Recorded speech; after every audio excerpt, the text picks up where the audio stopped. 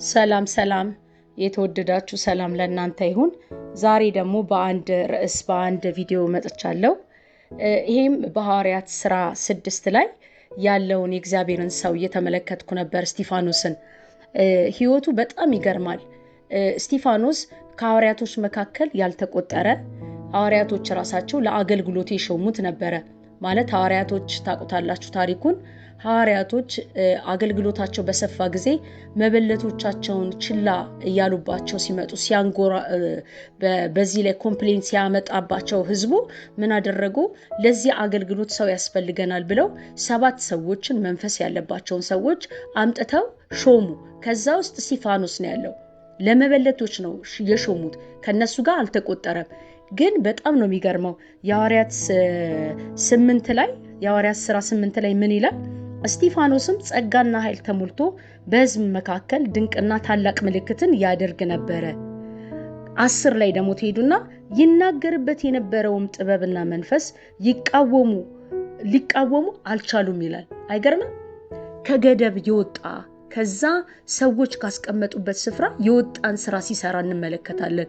ሰዎቹ ያስቀመጡት፣ ሐዋርያቶቹ ያስቀመጡት ለነዛ መበለቶች ነው ሾመው እዛ ስፍራ ላይ ያስቀመጡት። ነገር ግን እሱ ግን ኃይልና ጸጋን ተሞልቶ በህዝቡ መካከል ምን ያደርግ ነበረ? ድንቅና ተአምራትን ያደርግ ነበር።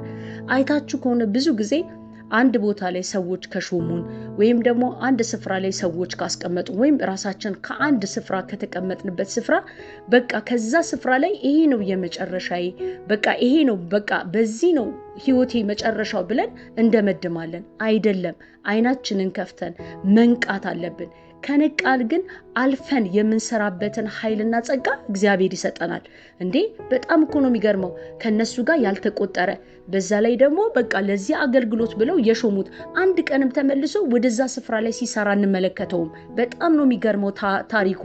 በህዝቡ መካከል ይናገርበት፣ እንደውም ወደ ታች ወርዶ እንደውም ከነሱ ሲከራከራቸው ፊቱን ትኩር ብለው ሲመለከቱት ይላል እንደ መልአክ ፊቱ ያበራ ነበረ። የተለየ ነገር ነበር የሚገለጥበት።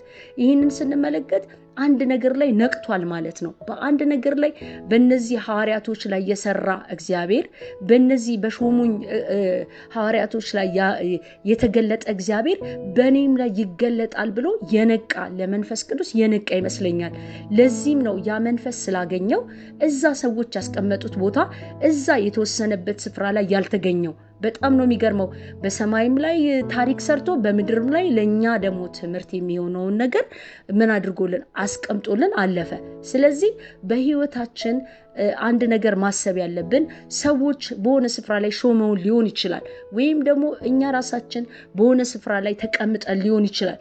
ግን ያ የተቀመጥንበት ስፍራ፣ ያ የተሾምንበት ስፍራ ለኛ የመጨረሻችን አይደለም። ነቅተን ካየን አልፈን የምንሰራው ነገር እንዳለ እግዚአብሔር በዚህ ክፍል ላይ ያስረዳናል። በጣም የሚገርም ታሪክ አለው። ይህ ሰው እንግዲህ አብሮ በእነሱ ጋር ሲያገለግል የተማረው ነገር አለ ማለት ነው።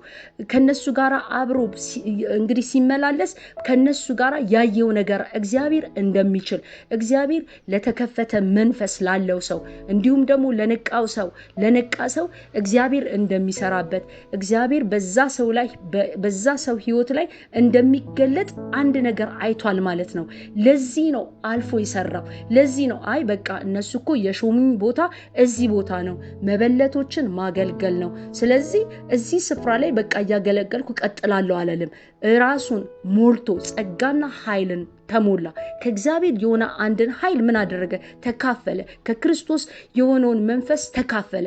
ከዛ በኋላ ራሱ አክት ሲያደርግ ታያላችሁ።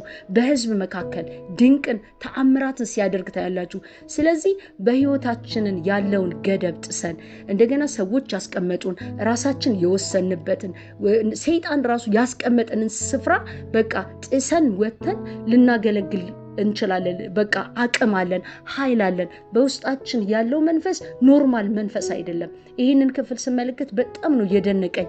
ይህ ሰው በቃ እዛው በቃ እነዛን መበለቶች እያገለገለ እነዛን መበለቶችን በቃ እያበላ እያጠጣ ምንም አይነት ነገር ቢሆን አሁን የተጻፈልንን ለትምህርታችን የሆነውን ነገር ምን አላደርገን አናገኝም ነበረ። ይህንን እውቀት ይህንን ነገር ለትውልድ ምን አያደርግም ነበረ። ጽፎ ይህን ነገር የተጻፈውን ነገር አይቆይልንም ነበረ። ስለዚህ አሁን በዚህ ክፍል ላይ ምንድነው አንድ ነገር የተረዳሁት፣ መጣስ መቻል አለብን፣ መንቃት መቻል አለብን። ከተቀመጥንበት ስፍራ ዙሪያችንን መመልከት፣ አቅማችንን ማየት መቻል አለብን።